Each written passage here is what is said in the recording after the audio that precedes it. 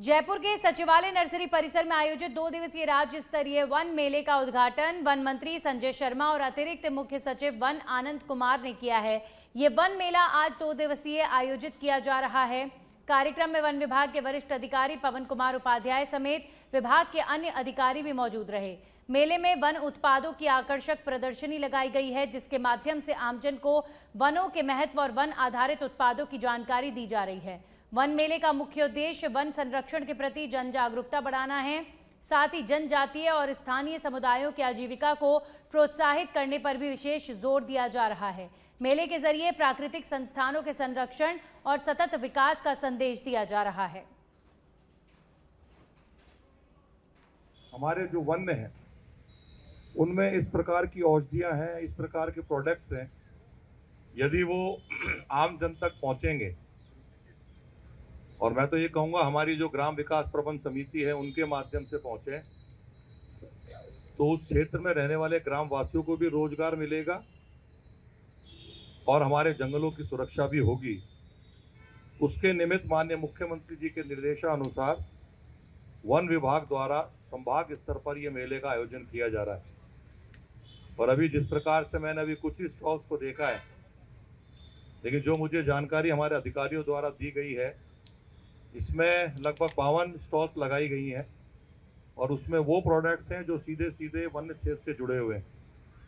और आधुनिक युग में जिस प्रकार से हम लोग ऑर्गेनिक प्रोडक्ट्स की ओर दौड़ रहे हैं, और ये एक महती मांग भी है। और जो अभी आदरणीय उपाध्याय जी ने बताया कि उदयपुर और कोटा में इस प्रकार के मेले का आयोजन किया गया, और उसमें बहुत बड़ी मात्रा में शहरी क्षेत्र के लोग हों चाहे आसपास शहर के रहने वाले लोग हों, उन्होंने इस मेले में आकर के मेले को देखा भी और वहाँ पे खरीदारी भी करी। और मेरा ये मानना है कि अभी हम संभाग स्तर पर कर रहे हैं, लेकिन मैं इसी स्तर से आग्रह करूँगा कि आने वाले समय में यदि हम जिला मुख्यालय पर इस प्रकार के मेले का आयोजन करें, तो निश्चित रूप से वन्य क्षेत्र से जुड़े हुए हमारे जो ग्रामीण अंचल के लोग हैं उनको तो रोजगार मिलेगा ही मिलेगा, लेकिन शहरी क्षेत्र और ग्रामीण अंचल में रहने वाले लोगों को भी हमारे वन्य क्षेत्र से जुड़े हुए प्रोडक्ट्स हैं उनका लाभ भी उनको मिलेगा। हमारे जो वन्य हैं। अब खबर जोधपुर से है। इस वक्त की बड़ी खबर सामने आ रही है, जहां पर कुख्यात गैंगस्टर लॉरेंस बिश्नोई के नाम से जोधपुर के 2 व्यापारियों को धमकी दिए जाने का मामला सामने आया है। जानकारी के मुताबिक दोनों व्यापारियों को डब्बा कॉल के जरिए धमकी दी गई थी, जिसके बाद इलाके में हड़कंप मच गया। दोनों व्यापारी जोधपुर के निवासी बताए जा रहे हैं और उनका संबंध क्रिकेट की दुनिया से बताया जा रहा है। वहीं प्रारंभिक स्तर पर सट्टेबाजी और बुकी नेटवर्क से जुड़े होने की चर्चाएं भी सामने आ रही हैं। हालांकि पुलिस इन सभी पहलुओं की गहनता से जांच कर रही है। मामले की जानकारी मिलते ही पुलिस हरकत में आ गई। सुरक्षा के मद्देनजर दोनों व्यापारियों को 2-2 गनमैन उपलब्ध कराए गए हैं। यह मामला चौपासनी हाउसिंग बोर्ड पुलिस थाने में दर्ज कराया गया है। पुलिस का कहना है कि मामला सुरक्षा से जुड़ा और बेहद संवेदनशील है, इसलिए जांच को पूरी तरह गोपनीय रखा गया है। फिलहाल पुलिस धमकी देने वालों की पहचान और कॉल के स्रोत का पता लगाने में जुटी हुई है।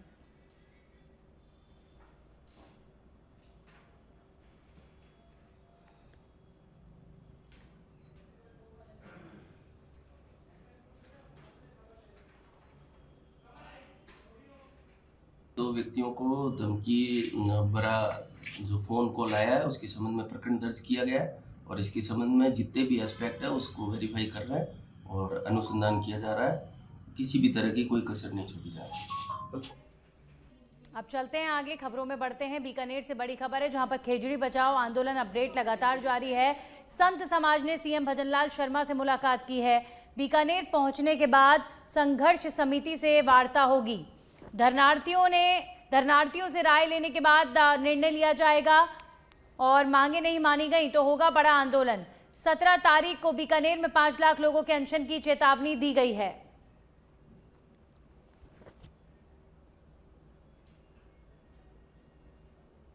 तो संत समाज ने मुख्यमंत्री से की मुलाकात। बीकानेर पहुंचने के बाद संघर्ष समिति से भी होगी वार्ता। धरनार्थियों से राय लेने के बाद निर्णय लिया जाएगा।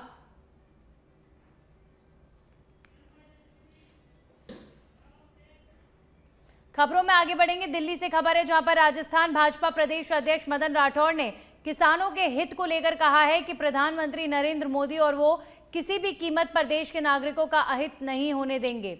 भारत अमेरिका के बीच जो भी ट्रेड समझौता हुआ है, किसानों के हित को ध्यान में रखकर ही प्रधानमंत्री मोदी ने कोई कदम उठाया होगा।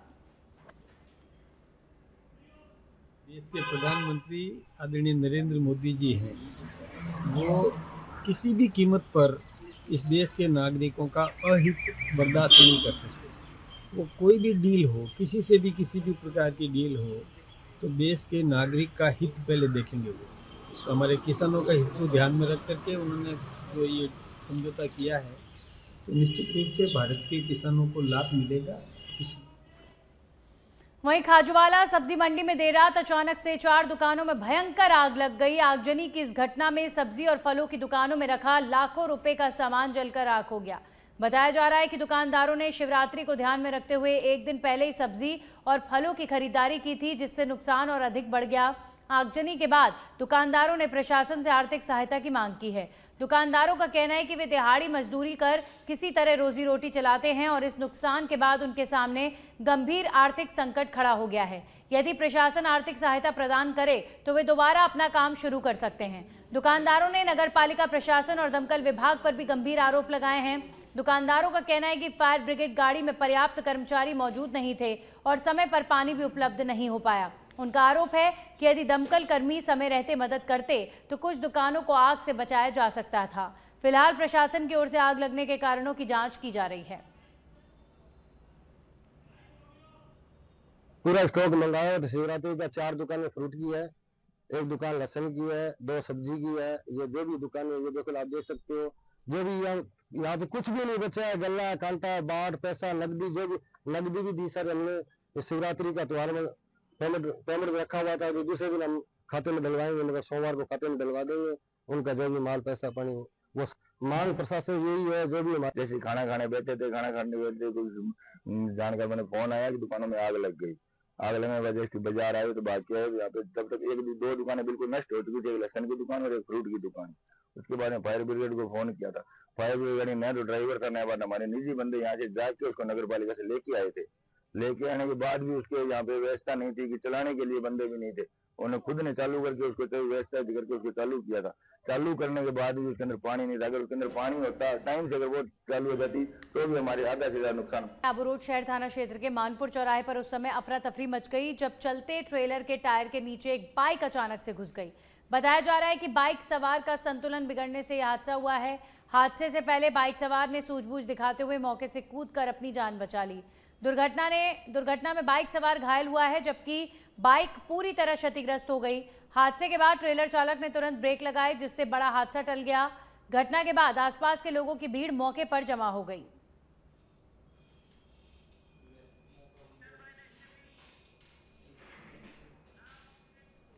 वहीं जैसलमेर के भड़ियाणा से बड़ी खबर है। भड़ियाणा में नीलगाय को बचाने के प्रयास में कार हादसे का शिकार। हादसे में एक युवक की मौके पर दर्दनाक मौत, 2 लोग घायल बताए जा रहे हैं। घायलों को प्राथमिक उपचार के बाद जोधपुर रेफर किया गया है। देर रात राजमथाई गांव के पास यह हादसा हुआ है। फलसून थाना क्षेत्र के राजमथाई गांव की यह घटना बताई जा रही है।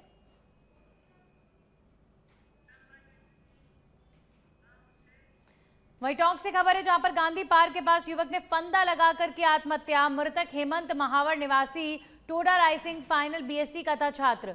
परिजन फंदे से उतारकर लाए अस्पताल, जहां पर डॉक्टरों ने उसे मृत घोषित कर दिया।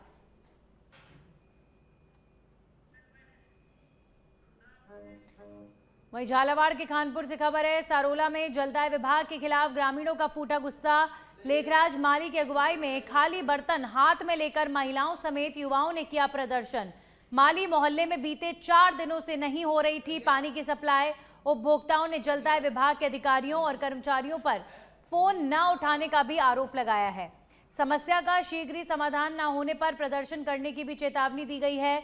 सारोला कस्बे के माली मोहल्ले का ये मामला बताया जा रहा है। में माली मोहल्ला बुमरी रोड पर 4 दिन से नल नहीं आ रहे हैं। 4 दिन से पीएचडी वाले फोन नहीं उठा रहे हैं। देवलाल जी गुजर को बताया तो देवलाल जी गुजर बोल रहे हैं मेरी ठेकेदार नहीं सुन रहे। ठेकेदार के फोन लगाया तो ठेकेदार फोन नहीं उठा रहे। उसके बाद में जयन मुश्ताक भाई के फोन लगाया तो मुश्ताक भाई जयन हमारा फोन नहीं उठा रहे। 4 दिन से मोहल्ले वाले परेशान है, पानी की बहुत किल्लत है, पानी बगैर परेशान है और कोई सुनवाई नहीं हो रही। इधर नई पाइपलाइन डली थी वो भी 8 दिन तक चालू नहीं, वो भी भ्रष्टाचार करके पूरे पैसे खाए। नई लाइन हो गए, एक दिन भी नल नहीं आया और पुरानी लाइनों का भी नल 4 दिन से नहीं आ रहा, तो मोहल्ले वासी पूरे परेशान हैं। और अब खबर कोटपुतली से, जहां पर विराटनगर के पालड़ी में चोर बिजली के ट्रांसफार्मर को निशाना बनाकर उनमें से महंगे कॉपर के तार चुरा रहे हैं। बीती रात्रि को पालड़ी तिराहे पर सड़क के नजदीक लगे विद्युत ट्रांसफार्मर को चोरों ने तोड़कर उसमें से कीमती सामान, कॉपर की वायर और ऑयल चुरा ले गए। सुबह ग्रामीणों ने जब विद्युत ट्रांसफार्मर टूटा हुआ देखा तो घटना की सूचना पुलिस को दी गई। घटना की सूचना मिलते ही पुलिस और बिजली विभाग के कर्मचारी मौके पर पहुंचे।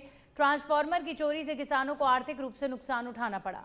ट्रांसफार्मर नहीं होने से खेत में खड़ी फसलों को पानी देने में समस्या आ रही है। स्थानीय ग्रामीणों ने जल्द डीपी चोरी करने वाले गिरोह को पकड़ने और मामले का खुलासा करने की मांग की है।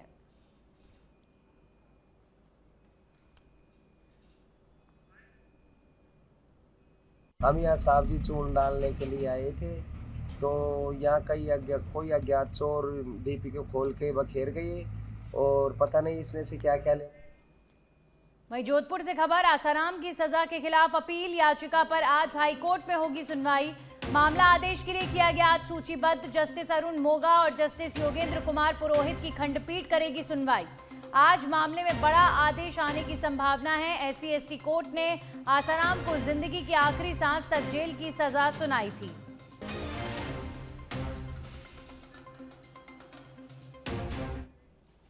और अब खबर जोधपुर से, जहां पर अखिल भारतीय आतंकवाद विरोधी मोर्चे के अध्यक्ष MS बिट्टा ने पाकिस्तान और बांग्लादेश द्वारा भारत में क्रिकेट खेलने से इनकार करने पर तीखी प्रतिक्रिया दी है। जोधपुर स्थित सर्किट हाउस में पत्रकारों से बातचीत करते हुए उन्होंने पाकिस्तान और बांग्लादेश को आतंक का गढ़ बताया और कहा कि जिन देशों में बहन बेटियां सुरक्षित नहीं हैं, वहां के साथ भारत खुद खेलने की इच्छा नहीं रखेगा। बिट्टा ने कहा कि भारत दुनिया के सबसे सुरक्षित देशों में से एक है, जहां पर किसी भी खिलाड़ी या देश को कोई खतरा नहीं। उन्होंने आरोप लगाया कि पाकिस्तान और बांग्लादेश में ही सुरक्षा और मानवता का सबसे बड़ा संकट बना हुआ है। बावजूद इसके वहां के लोग भारत पर सवाल उठा रहे हैं। दो देश ऐसे हैं आज के टाइम पे, पाकिस्तान और बांग्लादेश, जो आज आतंकवादियों का एक गढ़ बन चुके हैं, आतंकवादियों की एक फैक्ट्री बन चुके हैं, जो आतंकवादियों को शह देते हैं। बांग्लादेश के अंदर कितने हिंदू भाइयों का कत्लेआम हुआ पिछले समय के अंदर। पहलगाम की घटना हुई, पुलवामा की घटना हुई, जगह जगह बम ब्लास्ट हुए। क्यों हुए, क्या कारण था? इसके पीछे पाकिस्तान और पाकिस्तान की ISI थी। तो हमारे देश सुरक्षित है, पर हमारा देश पाकिस्तान जैसे, बांग्लादेश जैसे लोगों से खुद ही मैच नहीं खेलना चाहेगा। जिस बांग्लादेश के अंदर हमारी बहू बेटियां सुरक्षित ना हो, हमारी बहनें सुरक्षित ना हो, हमारे भाई सुरक्षित ना हो, उनको लटका करके आग लगा दी जाती है। और पाकिस्तान के अंदर हमारे मंदिरों को, गुरुद्वारों साहब का अपमान होता है और ISI हिंदुस्तान के अंदर पहलगाम जैसी घटना करती है। पाकिस्तान से खबरों में आगे बढ़ेंगे। जालोर के आहोर से बड़ी खबर, पांचोटा गोलिया में युवक की संदिग्ध परिस्थितियों में मौत का प्रकरण सामने आया है। हत्या का आरोप लगाकर आहोर थाने के बाहर सड़क पर उतरे लोग, आरोपियों को गिरफ्तार और संदिग्ध तस्करी कारोबार पर कार्रवाई करने की मांग की जा रही है। आहोर के मोर्चरी में रखा है मृतक अशोक मीणा का शव।